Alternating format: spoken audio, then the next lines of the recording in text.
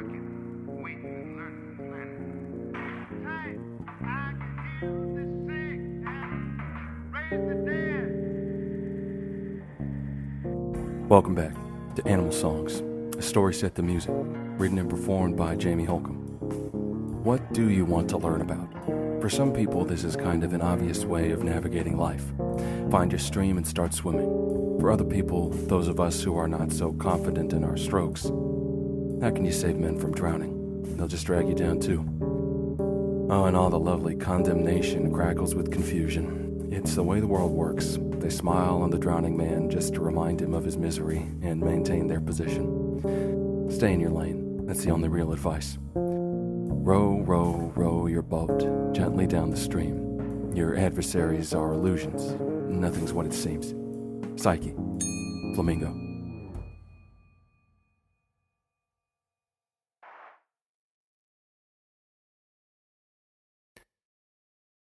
New York City is an island off the coast of New York State. I'm not familiar with Old York. I know only that it was the name of a noble house that now is the winter of our discontent made glorious summer by this son of York. This island was once a murky swamp. The British purchased it from the natives with a single glass bead, or so the story goes. Each party thought that they were outwitting the other, since to the Americans the concept of owning an entire island was clearly absurd, while a glass bead can fit nicely inside of a leather pouch. We're not getting this back, they said to each other, everybody poking his neighbor's ribs with mocking elbows. As the backdrop for my excursions into the wizard's realm, New York was not a place of history with legends lurking around every corner. The city was concrete hills and car-filled rivers on the inside, the cold, mysterious Hudson, the actual river, and the Gowanus Canal, the gateway to the ocean, on the outside. Above 125th Street, if the season was right, you could encounter sea lions along the Greenway, the tree-lined path that runs the length of the island. One day, I will learn that form, I said to myself at 5 a.m., while I hid in a spruce tree watching the animals yawn, smelling their fishy musk. I'll take to the ocean. Or maybe I'd turn everyone else into the animals. There was no telling where my power could lead me. In other words, I wasn't particularly interested in Mayor Bloomberg's soda tax. I wasn't aware of Abe Lincoln's autumn amble through the newly planted Central Park and Charlie Parker's stay in a building 6 blocks from my own apartment. I'm ashamed to say that I scoffed at such knowledge. What were these dead facts next to my nightly flights through the heavens? So then this is why. Because she was everything I was not. Peter's last act in this world was to escort me across the Gowanus into the borough of Queens. His co-workers were having a get-together at a beer garden towards the end of the in-queue line, and I probably had been spending too much time inside. Neither of us knew our fates. 2 stops from the end, the door opened, and as the bell chimed, the tallest girl in the world stepped into the compartment. Her heart-shaped face was framed with long raven curls, and she was draped in iridescent purple, her dress a lighter shade than her mauve jacket, which created the illusion that her eyes were the same color as those deep pools took me in. She glanced at me for an instant, and I looked her up and down. Who wouldn't? Then she said, "Oh, Peter." Inexplicably, my friend was exiting the train. Unsure of what was happening, I rose to follow him. Turning after us, the girl said, "Are you going to—" "Yeah, we just have quick stop." "Okay, we'll see you." She looked to me. "This is my friend." The doors closed. Peter and I stood on the platform in the cold air, watching the yellow-lit train chug into the night. Why the hell did we get off? This was after our first fight, but before our last, and so our friendship had become a sort of dead routine neither of us knew how to end or repair. Peter did not answer my question directly. He chuckled and shrugged and mumbled to his feet. I understood. "Well, well, well," I said in what I believed to be an amiable tone. I clapped Peter on the back and he shrank away from my hand. He quickly brought up the subject of music, asking me if I'd ever compared the infinite renditions of Tea for Two, starting with Art Tatum. By the time he got to Shostakovich, the next train had arrived. The beer garden was a yard of long picnic tables, bordered by 10-foot-tall fences. The winter night was brisk but tolerable, and the cold actually made the drinking more pleasant. Peter and I found a table against the back fence, where a sour woman set a pitcher and plastic cups in front of us. We paid her and poured our glasses and clinked them in silence. The beer was bitter and bready, and after one sip I felt my face flush. My fingers were cold and getting colder wrapped around the thin plastic cup, but quickly my extremities numbed. I was in another world of Bavarian conviviality and drunken dislocation. Everywhere people laughed and yelled, huddled around benches under the light of red glowing lanterns. This was not like any place I had been before. I tried to cast aside a glimmering image of a tavern in India, but it remained just out of sight throughout the evening. In the meantime, pleasantly dislocated, I poured us a second drink and asked Peter when we would find that purple friend of his. She'd be hard to miss, I said, and I nudged him with my elbow. I was wrong, however. Everywhere long shadows loomed. Peter elaborated on the legend of Tahiti Trot. See, it was a bet between Shostakovich and, I forget the other guy, but he had to reorchestrate the whole thing after just one listening. It became his opus number, something, but it's T for 2. Can you believe it? I assured him that I could not. How come you don't write anymore? Write what? I sipped my beer and scanned the dark crowd, pushing the smell of sage back into my mind. I always liked your compositions. That funk opera was hilarious. Peter, thank you. I appreciate your encouragement. However, it's not really necessary. My writing is silly. And I believe that I've found out life is more serious than funk music. What did I know about life or music? I couldn't even hear the pigeons cooing behind my back. Occasionally, I might feel the joy of a fat sparrow pecking breadcrumbs from between my feet. Yet these feelings I felt were for the birds. And so she came to me.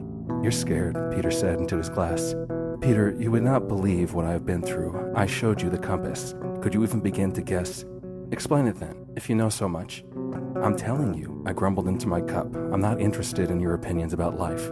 I didn't need to hear him confirm my fears about my mental state. These mysteries were beyond the understanding of my straightforward companion, or so I felt. How could I share myself with someone when I didn't even know who I was? You think you're better than everyone? Oh, you can read my mind?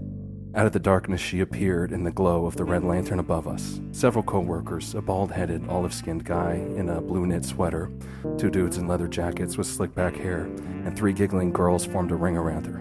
Peter introduced me to the group, and she sat across from me. I looked to my friend, but he directed his attention to the olive-skinned guy. The tall girl, Florence, as she had been introduced, spatted her deep, dark eyes at me. Peter's an incredible harpist, I said. I indicated the pitcher, and she extended her glass, which I dutifully filled. So you know him from school? He's literally the only thing I remember. Florence laughed, and I, speaking to you now from the distant rocking chair where that brutal bass plagues my thoughts, this memory fills my heart. The feeling is so straightforward and obvious, but when you're young and full of questions, you cannot believe such simple yearnings. Florence was clear. She laughed and assured me that I was not the only person who had been sleepwalking through school. She had studied dance.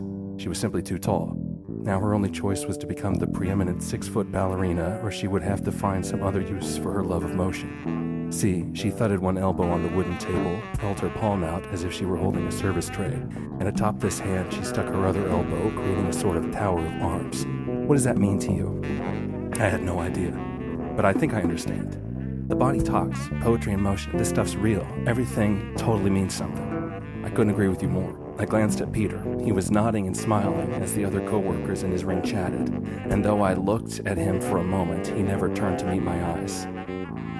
That night, after an awkward train ride during which we discussed music, and I indulged Peter with a description of a possible funk harp rendition of the story of Orpheus, we arrived home, where I asked Peter about the situation directly. Oh, sure, she's great. You know what I mean, do you? Because I really do. He smiled weakly and nodded and clapped me on the shoulder. He's all right, I told myself. He doesn't mind. I got to know Florence, and she brought forth my twice-tread journey to the ocean. Once I had succeeded, only to arrive at my destined tragedy on the shores of the wizard's forest. Once I had failed, and yet I came to kindle a desire in my heart that was perhaps the roaring furnace behind my quest. If I could tell the story, if I could control the path, if I could transform my reality into fantasy, my fantasy into reality, faced with this imposing beauty offering me something tangible, a gift from life like the one I had once refused in Boston, I was forced to untangle these threads of my modeled tapestry. Florence loved to laugh, and as we were in New York City, it was obvious to me that I should take her to see a comedy show. New York is the capital for comedy, she told me that night over our beer, so with Peter's tacit consent, I called her and invited her to Gotham Comedy Club. It is indeed a real place, though the name is fanciful, a reference to a fictional city with the same spires and angular Art Deco edifices as its real twin. In the story, a rich man uses his wealth to style himself after an animal, using the fear and mystery which that totem inspires to take on those forces of terror at work in the world. I did not choose this location for these reasons, but now, reading this very real series of meanings out of this location, what a place to meet my love. The room was a red velvet dinner theater, and we sat at a cocktail table at the foot of the stage. Florence again wore purple, a magenta shade tonight, and low cut, a sign any novice can interpret. It was a Wednesday night, and the comedians were all our age, all aspiring, learning. What became of those performers who entertained us? Was this Wednesday just another cycle for them, or was it charmed? Were all of us in the arms of destiny together? Perhaps you'll think I'm being overly poetic, but if it weren't for Peter, that only single person that stuck out to me in my tide of experience, I could have been cast adrift forever.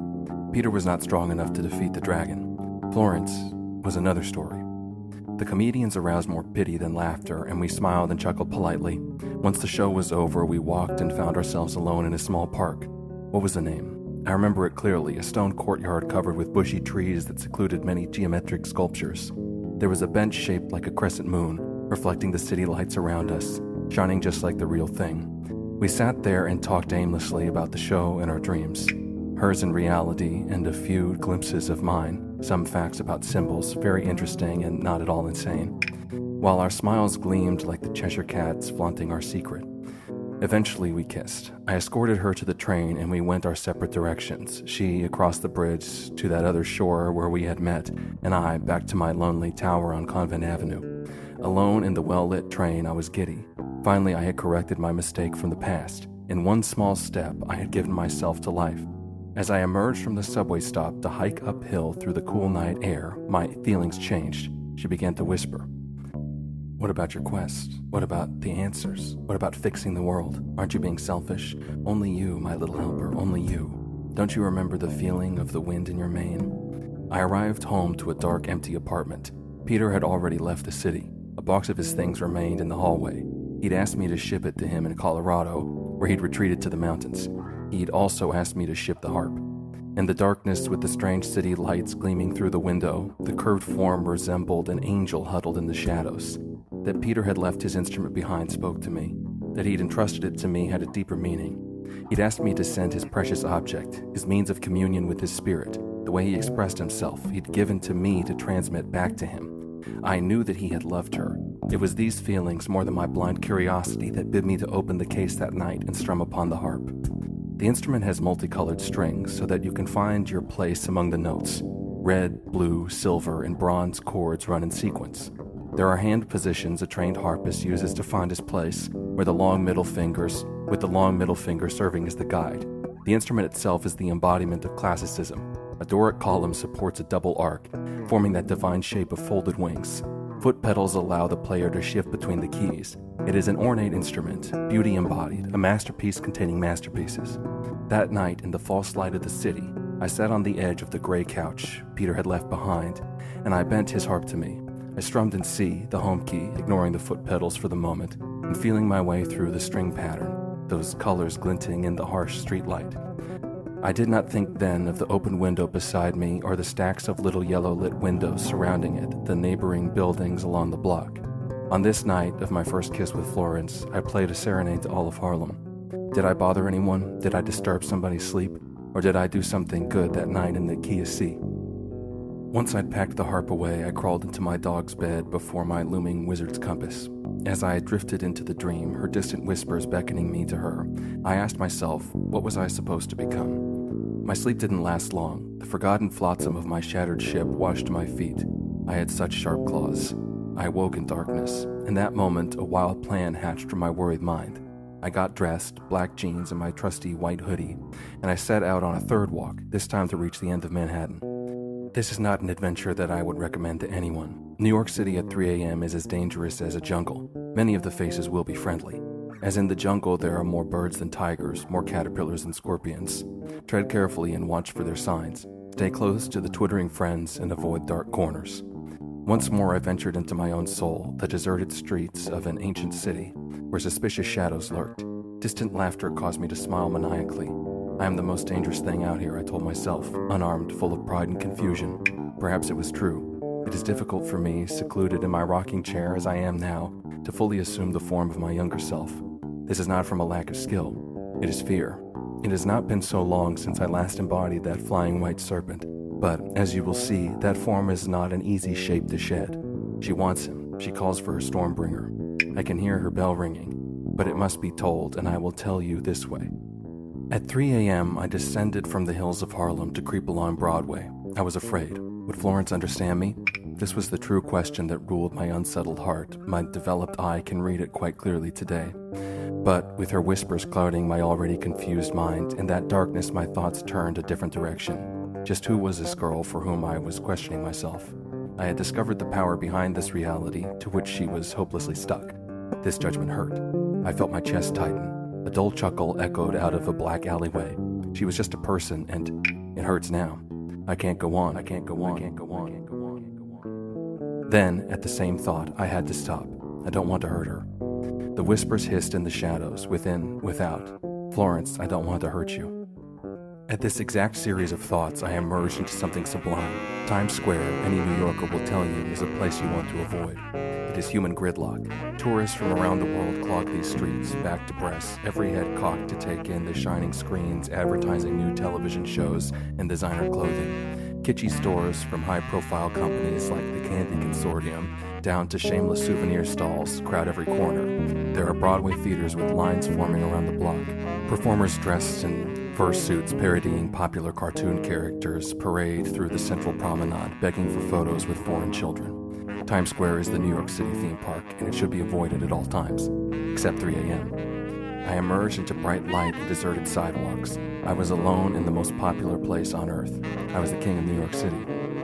This famous courtyard of shining towers, red, blue, green, and glaring white light, this beloved place was here for me alone. The only sound was the echo of my sneakers resounding in the brilliant canyon. My heart had roused me from those seductive dreams to discover something new.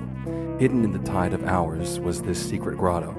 I emerged into darkness. As beautiful as the discovery had been, my journey was not yet over. Something inside still bid me to reach the end of Manhattan. The sky was tinting baby blue while I watched the passing street signs count down. I had walked 100 blocks through a tunnel of buildings, forms constantly changing yet preserving the same setting. In the glowing morning light, I contemplated Florence, and I saw that charmed place I had discovered, just for me, Times Square at 3 a.m. Then I thought of Peter and my long claws. The flotsam washed around my waist, all of them. The wizard in my memory exclaimed, "Eat his heart," she whispered. Once again, I had proven myself. You know who you are. Florence met me for breakfast that morning. I didn't quite make it to the end of the island. Around 6th Street, I gave up the quest for the end and found my way to Washington Square Park, where I sat on the edge of the fountain, which was empty at this time of year. There I pretended to be homeless, and I hoped one of the other huddled forms on the benches would bother me sincerely and give me an outlet for the feelings I wrestled. You know who you are. I met Florence for breakfast at a place beside the park. We sat outdoors under the olive-colored awning at the delicate, white-painted table of curled iron. She told me about the elephants. When they had built the Brooklyn Bridge to demonstrate its safety to a dubious public, P.T. Barnum, that infamous showman and scam artist, had donated his circus performers, a troupe of 21 elephants, to parade across the structure, successfully crossing from Manhattan to the other shore. Yes, Florence knew so much about the city. I just wanted to learn. We're here after all. I thanked her for a very nice night. I told her she was an excellent person. We just weren't right for each other. I didn't want to hurt her, too.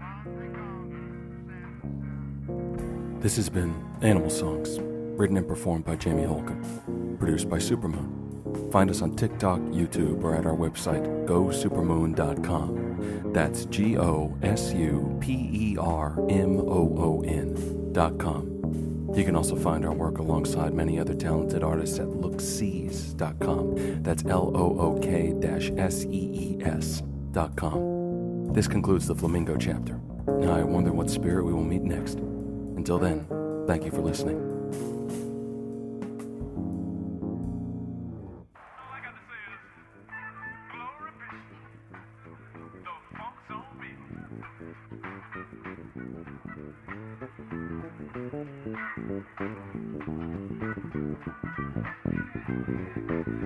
want to